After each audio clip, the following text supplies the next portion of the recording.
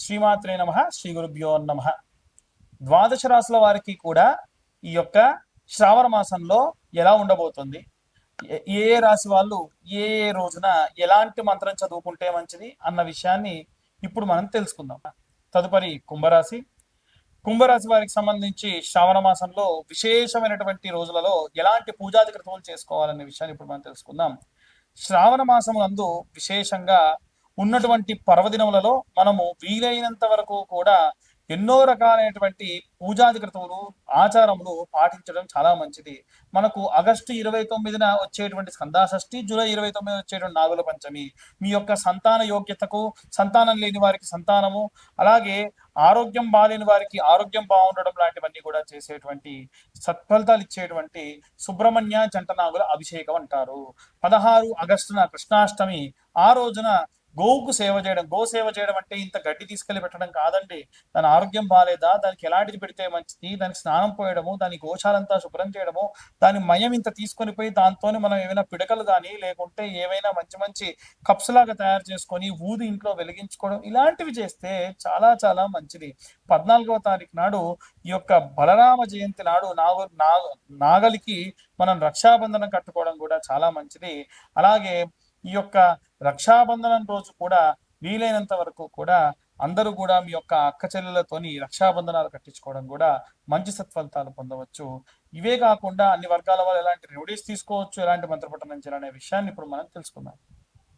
విద్యార్థులు, గృహిణులు, సినీ రాజకీయ రంగాల వాళ్ళు, ఉద్యోగస్తులు, వ్యాపారస్తులు, రైతులు, చేతి వృత్తులు చేసుకునేటువంటి వాళ్ళు అందరికీ సంబంధించి శ్రావణ మాసంలో మనకు శ్రావణ మాసం అనేటువంటి పేరు ఉంది కదండి. ఆ పేరు ఎలా అంటే ప్రతి సంవత్సరం కూడా ప్రతి నెలలో కూడా పౌర్ణమి రోజున ఏ నక్షత్రం అయితే వస్తుందో ఆ మాసానికి పేరు వస్తుంది. చిత్తా నక్షత్రం పౌర్ణమి రోజు వస్తే చైత్రమాసం, అలాగే విశాఖ నక్షత్రం గనక పౌర్ణమి రోజు వస్తే వైశాఖ మాసం, అలాగే శ్రవణ నక్షత్రం పౌర్ణమి నాడు వస్తే అది శ్రావణ మాసం. ఈ శ్రావణ మాసం జూలై 25వ తారీఖు నుండి ప్రారంభమవుతుంది.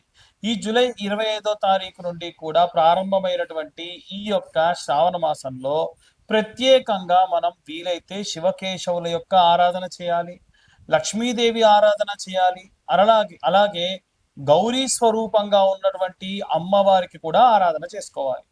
ముఖ్యంగా ఈ సంవత్సరంలో ఈ నెలలో ప్రత్యేకమైనటువంటి అంటే జూలై 25 నుండి ఆగస్టు 25 వరకు కూడా ప్రత్యేకమైనటువంటి పర్వదినాలు ఉన్నాయి. ఉదాహరణకు రక్షాబంధనం అంటే రాఖీ పౌర్ణమి, అలాగే దాన్ని జంధ్యాల పౌర్ణిమ అని కూడా అంటారు. ఈ పౌర్ణమి నాడు నార్త్ ఇండియా సైడ్ విశేషంగా ఎన్నో పూజలు చేసుకుంటారు. అవి ఏంటో అన్ని కూడా ఇప్పుడు మాట్లాడుకుందాం. మనకు రక్షాబంధనం రోజున చాలా మంది ఏంటంటే అన్న తమ్ముళ్ళకి అక్కలు లేదా చెల్లెళ్ళు రక్షాబంధనం రాఖీ కట్టడం మనందరికీ తెలుసు. వాస్తవంగా ఈ రాఖీ అనేటువంటిది రక్షగా తోడుగా ఉండాలని చెప్పి పూర్వం భార్యాభర్తలు కూడా కట్టుకునేవాళ్ళు. అంటే భర్తకు భార్య కట్టేది.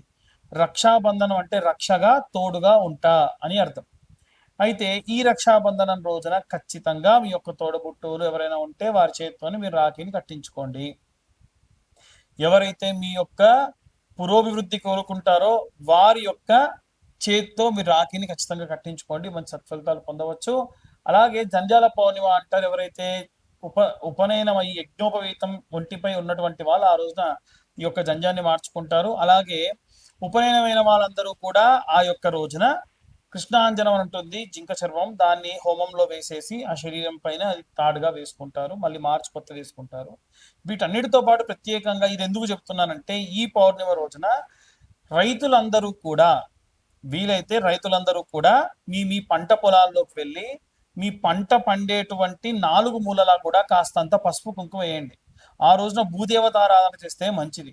మనం సంక్రాంతి సమయంలో ఉప్పు చెక్కను ఎలా చేసుకుంటారో north India side Chhattisgarh, Orissa, Gujarat ఈ ప్రాంతంలో ఉన్నటువంటి వారందరూ కూడా ఆ ఆవులకి ఆరోగ్యం బాగాలేకుండా ఉంటే పసరు వైద్యం లాంటిది ఆ రోజున చేసి తీపి మధుర పదార్థాలు వాటి యొక్క కుడితిలో కలిపి పెడతారు. దీని వలన పాడి పంట సమృద్ధిగా ఉంటుంది అని పూర్వం నుంచి మనకు వస్తున్నటువంటి నానుడి. అలాగే బలరామ జయంతి అనేటువంటిది ఉంటుంది. దానికంటే ముందు జూలై 29వ తారీఖు నాడు నాగుల పంచమి ఉంది.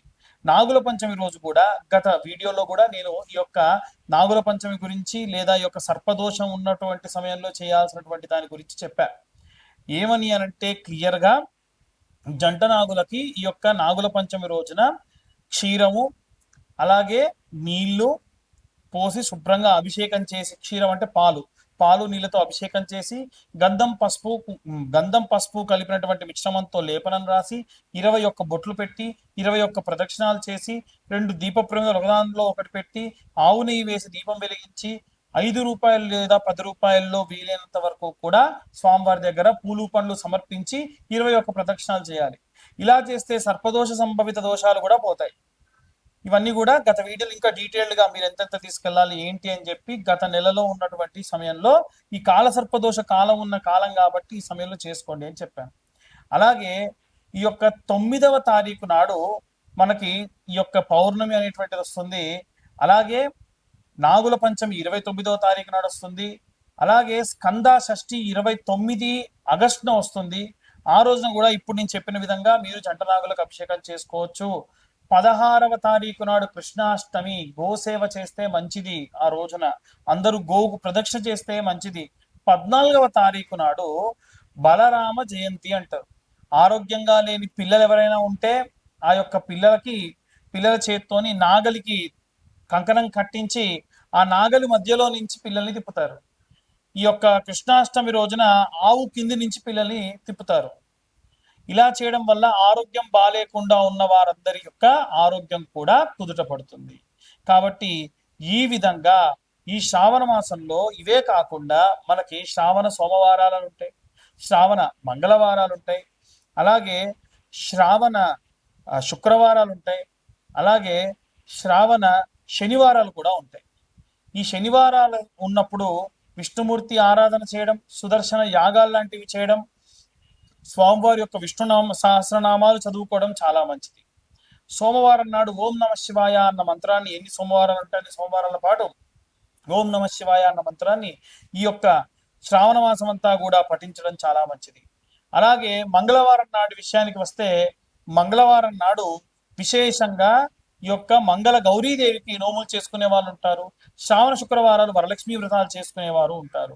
మీ యొక్క ఆచార వ్యవహారాలను బట్టి ఇవన్నీ కూడా తూచా తప్పకుండా దేవతార్చనలో ఎటువంటి లోపం రాకుండా చేసుకొని ఆరోగ్యవంతంగా ఉండండి.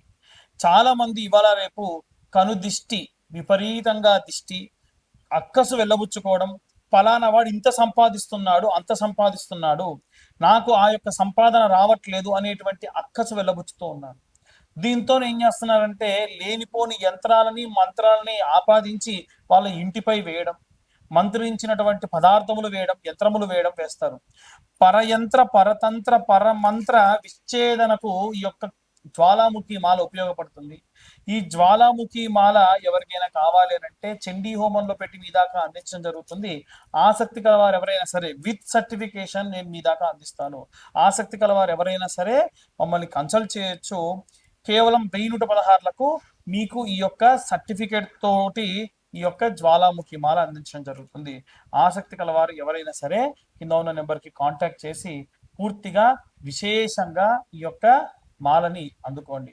మా ఛానల్ వాళ్ళు మీ దాకా రీచ్ అవ్వడానికి ఎన్నో రకాలైనటువంటివి పరిశోధనలు చేసి ఏ రెమెడీస్ మీకు చెప్తే బాగుంటుంది అనేది మా ద్వారా రాయించుకొని పదే పదే ఈ ప్రాబ్లంతో ఉన్న వాళ్ళు ఉంటారు గురువు గారు, ఫలానా ప్రాబ్లంతో ఉంటారు అని చెప్పి మీ దాకా అన్ని కూడా చెప్పిస్తూ ఉన్నారు. కాబట్టి దయచేసి ఎవరైతే ఛానల్ సబ్స్క్రైబ్ చేసుకోలేదో సబ్స్క్రైబ్ చేసుకోండి. ఛానల్ని ఈ వీడియో కనుక నచ్చితే లైక్ చేయండి. ఈ వీడియో మీకు ఏమైనా ఇన్ఫర్మేటివ్గా ఉంటే ఇంకో నలుగురికి దాన్ని షేర్ చేసి ఎవరైతే ప్రాబ్లంలో ఉన్నారో వాళ్ళకి ఇచ్చేయండి. దాని వలన కాస్త మీకు ఇన్ఫర్మేషన్ అనేది పాస్ అవుతుంది, మాకు కూడా మా ఛానల్ పురోభివృద్ధికి దోహదపడే వాళ్ళు అవుతారు. అలాగే జాతకపరమైనటువంటి వాటి విషయాల్లో చాలా మంది అడుగుతూ ఉన్నారు. జాతకం పూర్తిగా పేరు, date of birth, time, place ఉంటేనే నాకు కాల్ చేసి అడగండి. పేరు, డేట్ ఆఫ్ బర్త్, టైం లేని వాళ్ళు ఎట్టి పరిస్థితుల్లో నేనే కాదు ఎవరి జాతకం చెప్తా అన్నా నమ్మి మోసపోవద్దు. చాలా మంది లక్షలకు లక్షలు ఖర్చు పెట్టుకున్నటువంటి వాళ్ళు కూడా ఉన్నారు. ఎట్టి పరిస్థితుల్లో ఈ పరిస్థితుల్లో మాత్రం ఉండకుండా ఉండండి. వీలైనంత వరకు కూడా జాతకం కావాలంటే 2025 రూపాయలు చెల్లిస్తే మీకు పూర్తి జాతకం విశ్లేషణతో మీ దాకా అందించడం జరుగుతుంది. సర్వే జనా సుఖినో భవంతు. స్వస్తి.